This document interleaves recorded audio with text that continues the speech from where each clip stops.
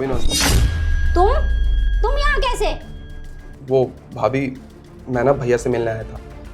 भैया है क्या घर में? कोई नहीं है यहाँ, जाओ यहाँ से। भाभी मेरी बात। अरे चलो जाओ यहाँ से, भाभी जाओ। अंजलि, कौन था दरवाजे पे? कोई नहीं, कूड़े वाला था।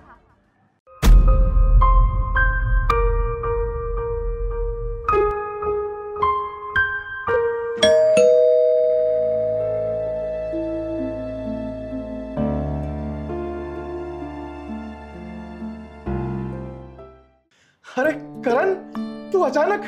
वो भैया, आपकी ना बहुत ज्यादा याद आ रही थी, तो सोचा आपसे मिलता चलो। ये तो तूने बहुत अच्छा किया। तू बाहर क्यों खड़ा है? अंदर आना। हाँ अंदर आ। और बता करण, कैसा है तू? भैया मैं ठीक हूँ। और घर में सब कैसे हैं? माँ, बाबूजी, बहन? माँ बाबूजी भी ठीक है। अरे यार, मैं भी तुझसे बातें किए जा रहा हूँ तब से, और तुझे पानी को भी नहीं पूछा।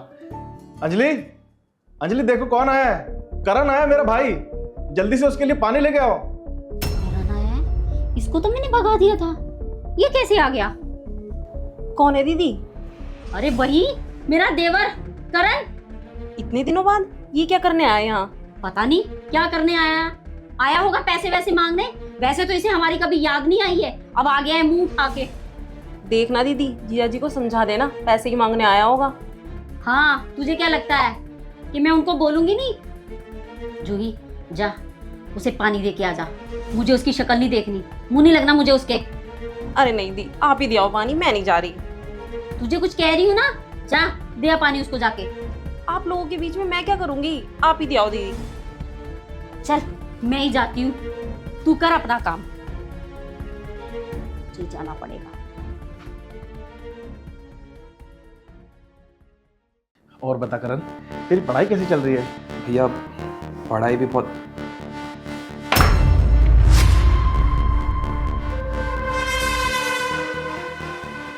क्या हुआ भाभी, आप इतना गुस्सा क्यों कर रही हैं? गुस्सा क्यों कर रही हूँ तुझे नहीं पता? और तुझे तो मैंने घर से बाहर निकाल दिया था ना, फिर तू यहाँ क्या करने आया है? अंजलि, ये क्या बकवास किए जा रही हो? और ये सब क्या है? तुम चुप रहो, मुझे बात करने दो इससे। तुझे इतने साल में अचानक कैसे हमारी याद आ गई? कैसे आ गया तू? भैया भाभी क्या क्या कह रही हैं? आप कुछ कह क्यों नहीं रहे हैं? आज तुझे हमारी याद आ गई? तुझे याद है जब माँ बाबूजी ने हमें घर से बाहर निकाला, तब तू चुप खड़ा तमाशा देखता रहा, हमारी बेइज्जती होते देखता रहा, तब क्यों नहीं बोला तू?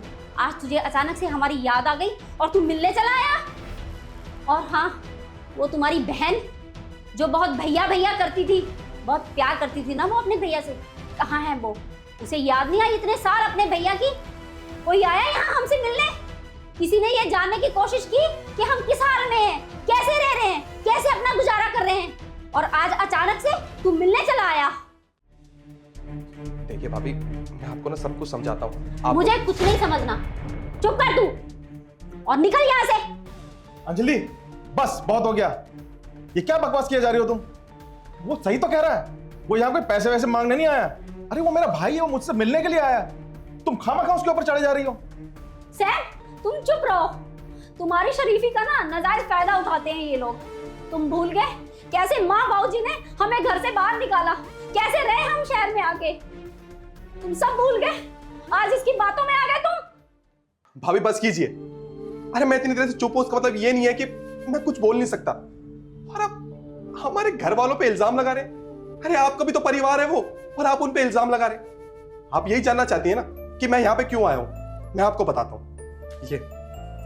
ये पैसे भेजे माँ ने भैया के लिए, क्योंकि माँ को ना कहीं से पता चला कि भैया बहुत ज्यादा परेशान है, उन पे बहुत ज्यादा कर्जा हो गया, इसलिए माँ ने मुझे यहाँ पे भेजा।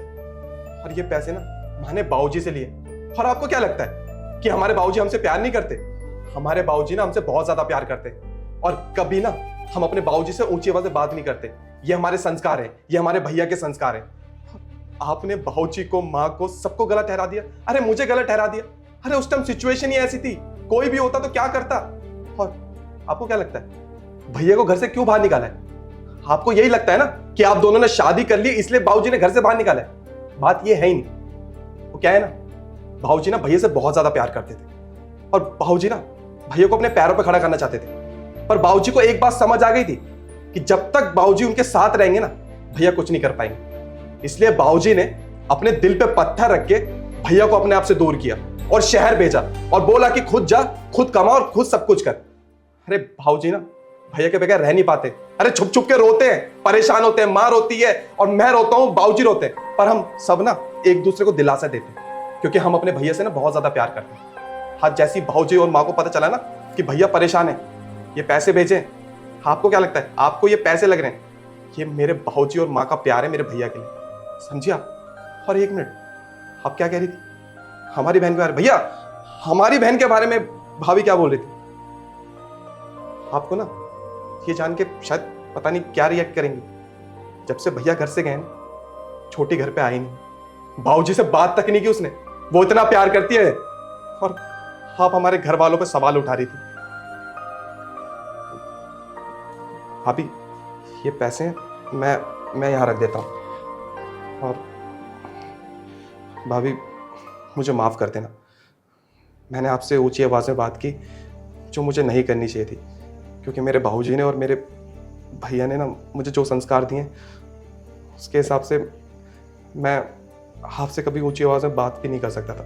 मैं बस आपको समझाना चाहता था क्योंकि आप गलत थी और आप मेरी भाभी हैं और भाभी माँ समान होती। आप मुझे मार भी सकती हैं और डांट भी सकती हैं, पर अभी जो आप कह रही थी ना वो सब गलत था।